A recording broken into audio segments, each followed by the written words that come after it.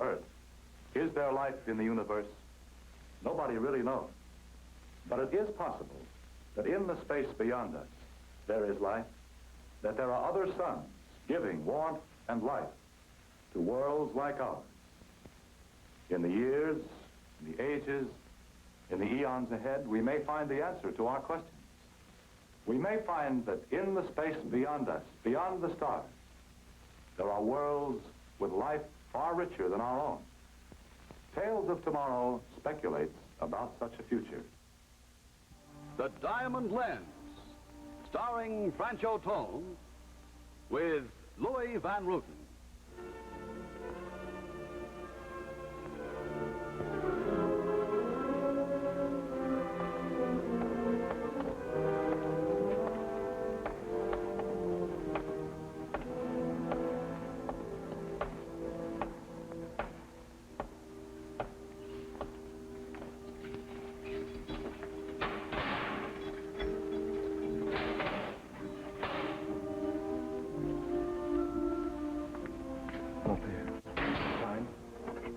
My son, there's still a half hour. A half hour? Sweet life. Oh, mon père, what mockery is this? Who could conceive that I, Andre Lapalme, student of the microscope, with all the secrets of the universe at my command, should now die by the guillotine? The law is the law, my son, and the judgment is made. It would comfort you, Andre, if you would speak and cleanse your soul. Say now what is in your heart. Only then can you find peace. What can I say? Who would believe me? They call me mad. But I saw what I saw through the diamond lens. The diamond lens? You're puzzled. Oh, no wonder. Only I possess the diamond lens, Montpere. Only I looked through it. Only I saw the miracle. Tell me about it, my son. All my life, I dreamed of the perfect lens. All my life, as a student of the microscope, I worked and starved to perfect one. But I failed. Time and time again, I failed. Then, one day, in the library of the Académie Française, I found an old and rare work by Anton Leeuwenhoek, inventor of the microscope. And there, I found the secret. It required an immense diamond of over 100 carats. This diamond must be shaped by a powerful acid so that its planes ran in a particular geometric pattern. And this, wrote the master, would be the perfect lens. And through it, a drop of water would reveal a miracle. I was enthralled, fascinated by what I found.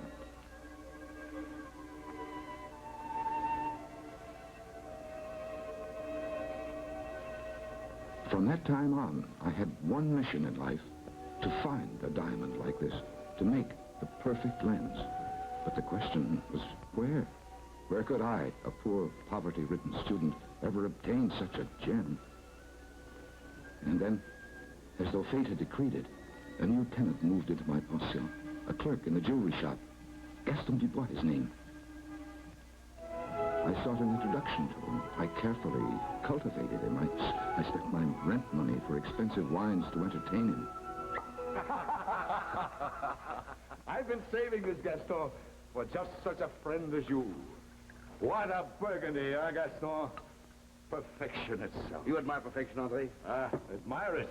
I worship it. I'm grateful to you for inviting me down to share your treasure. Oh, why should I not? Have you not become my dearest friend, my only confidant? Come, Gaston, a toast. A toast.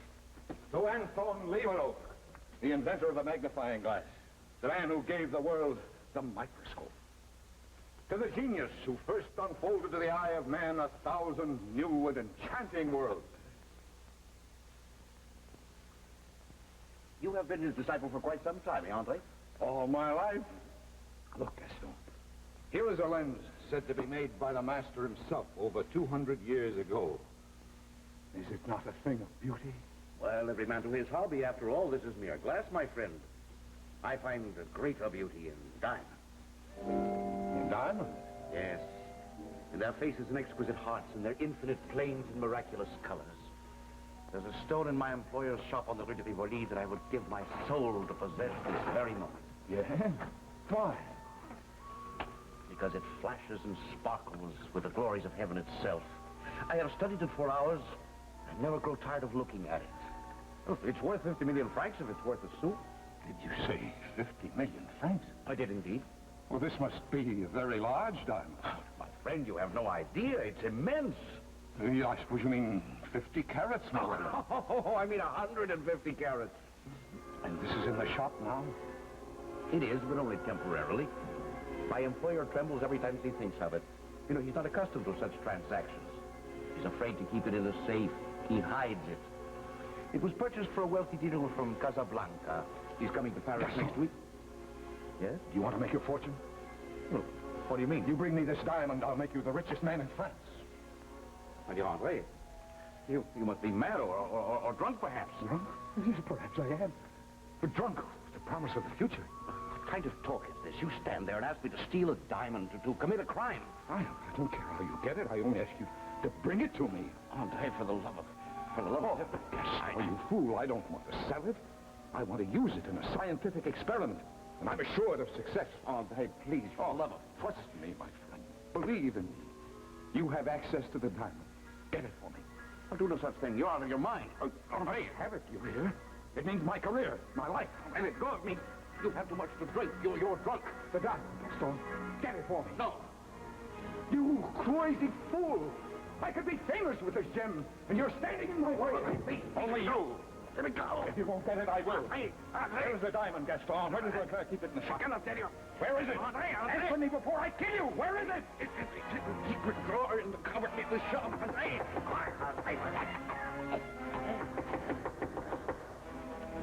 What is the meaning of this disturbance, Monsieur Lapon? You have made enough noise in here to wake the dead. I will not have it. My other tenants are complaining.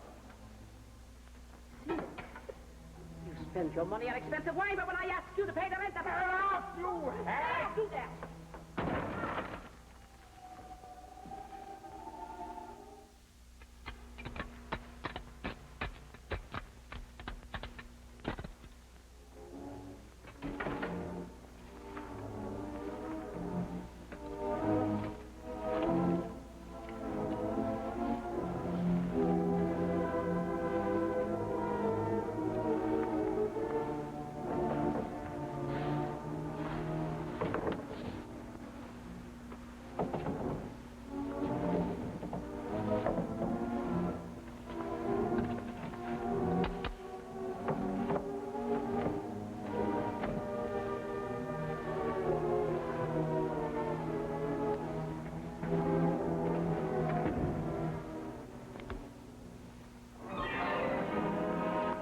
You would try it. Put the diamond back. I'll put it back. I'm your friend. If the wine has robbed you of your reason, I will forget the whole incident. Only put the diamond back. You should have stayed at home, Gaston. You should never have followed me. I want this diamond, and no one will stop me from getting it. Andre, you must be mad. This is a crime, a serious crime. It'll mean years in prison. I'm willing to take the risk. I must take it. Andre, please, for the last time, put the diamond back. Very well, I've done what I can. I have no alternative but to notify the authorities. I told you no one would stop me from getting it. I know! No one. And so, mon père, I killed this man. I had no alternative. I thought, what is the life of one man when I had in the pocket of my coat the secret of the miracle? When a whole new world of microscopic splendor. Well, mon père, after that day and night I worked to create a powerful acid that could shape the gem into a microscopic lens. And finally I found it. A colorless liquid which affected the hard carbon of a diamond, but had no effect on the silicon of glass. I made a large supply, kept it in a water pitcher, so that no one could suspect what it was.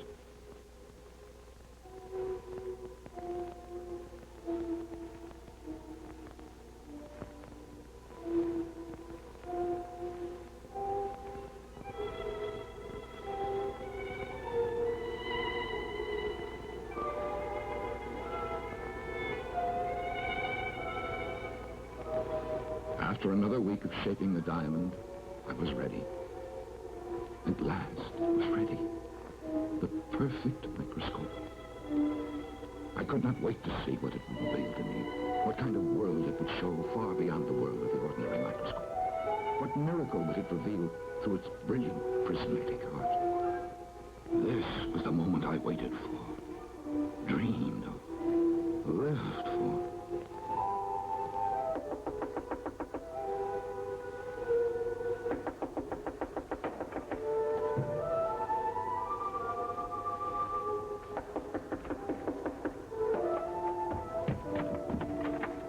What the devil do you want? You have a visitor, Monsieur Lepage. I don't want any visitors.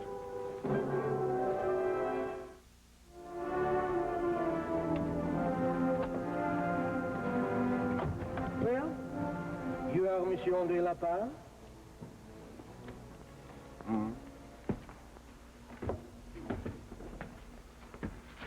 Oh, student of the microscope, huh? Yes. What is the meaning of this, Inspector? Shortly after midnight on the 10th of November, a clerk, Gaston Dubois by name, was murdered in his shop on the Rue Rivoli. Well, it is known, monsieur, that this Gaston Dubois resided here in the pension Madame Petite, and that you were his friend. I was, yes. Oh.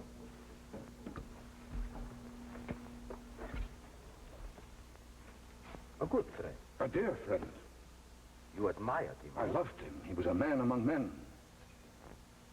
Can you tell me, monsieur, were you aware that he might have had an enemy or enemy? Impossible. Oh, Gaston indeed. Dubois was a gentle soul. To know him was to love him. I, André Lapin, can vouch for this. No one could have wished him harm.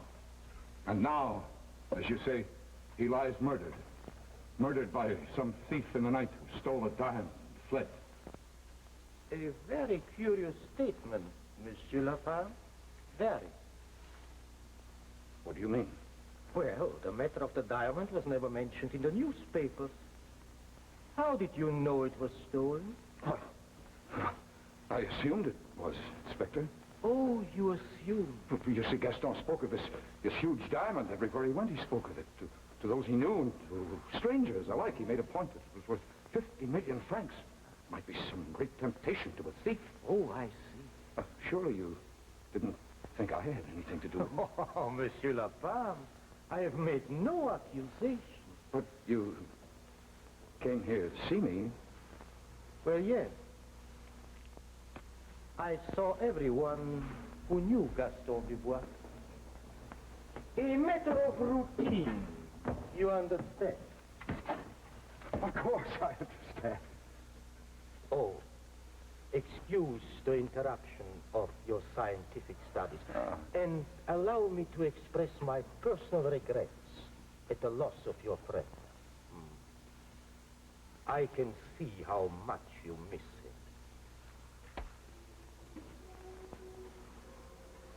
Bonsoir. Bonsoir, Inspector.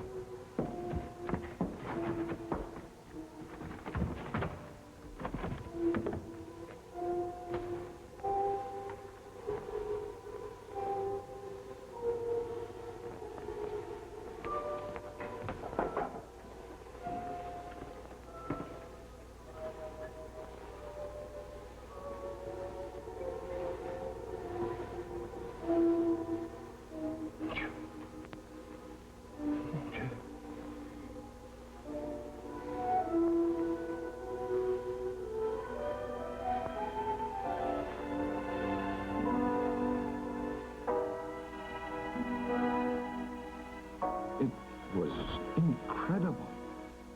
Through the wondrous power of the perfect lens, I had penetrated beyond the grosser particles of aqueous matter and found an entire new and dazzling world in a single drop of water. For hours I stared through the lens. For hours I could not take my eye from what I saw.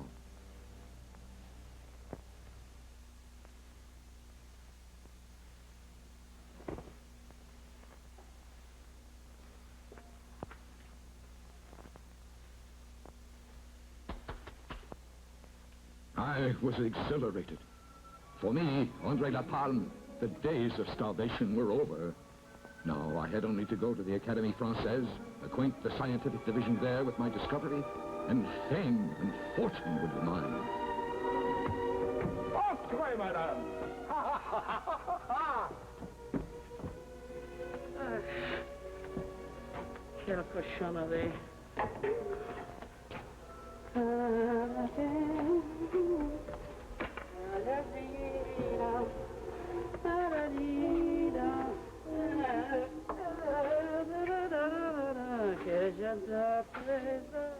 The perfect microscope.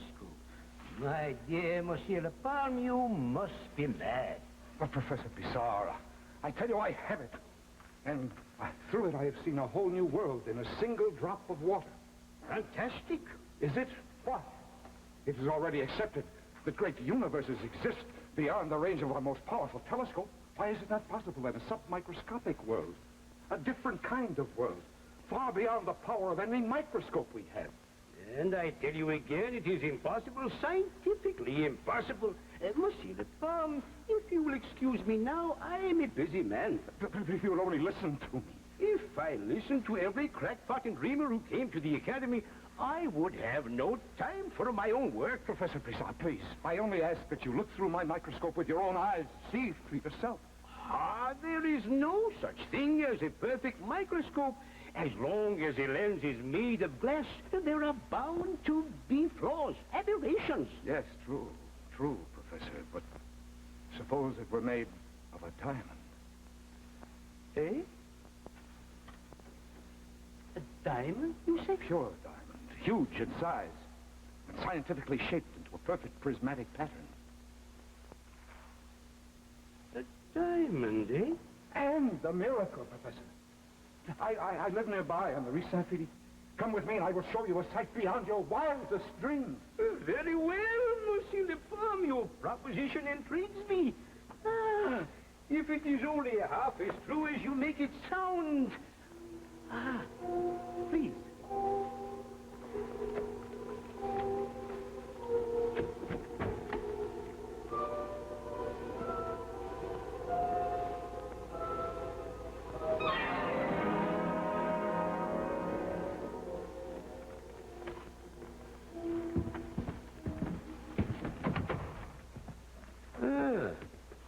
So this is the microscope you told me about, eh? Yes. Mm-hmm. But it has no lens. I have hidden the lens. It's far too valuable.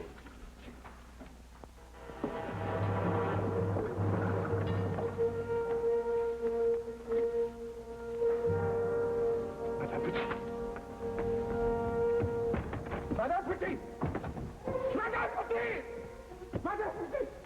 Oui, Monsieur Lapalme. What have you done to the flowers? The flowers? They are dead. What have you done to them, you have? I only watered them. What? Where did you get the liquid? My watering can ran dry, Monsieur Lapalme. I saw there was water in there. You I... used the liquid from this? Then it's gone. The acid. The diamond lens. Melted away. Look here, what sort of nonsense is this? You said you were going to show me. It's gone. Oh, I see. So this was just a hoax. You asked me to see a diamond lens, and now you tell me it's gone? You lied to me. After I killed a man to get it. I had the lens, I tell you. I had it. This is my story. Just as it happened. I swear it. Just as it happened. I saw what I saw with my own eyes. And they called me mad. They said I was insane.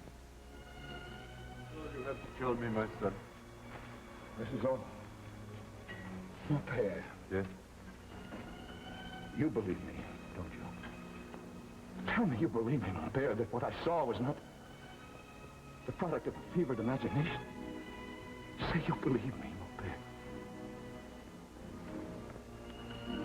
Even you do not believe.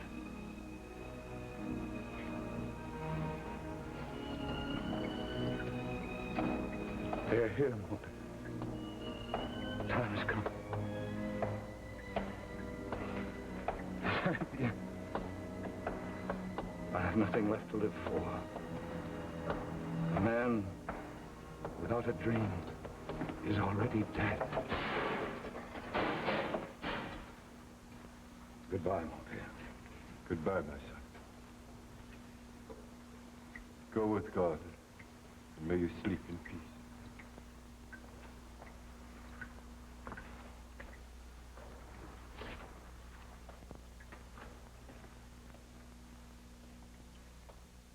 Who will ever know the truth, the real truth?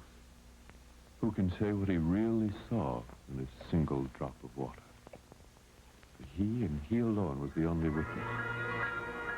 Who else, in the case of André Lepine, can draw the line between the world of imagination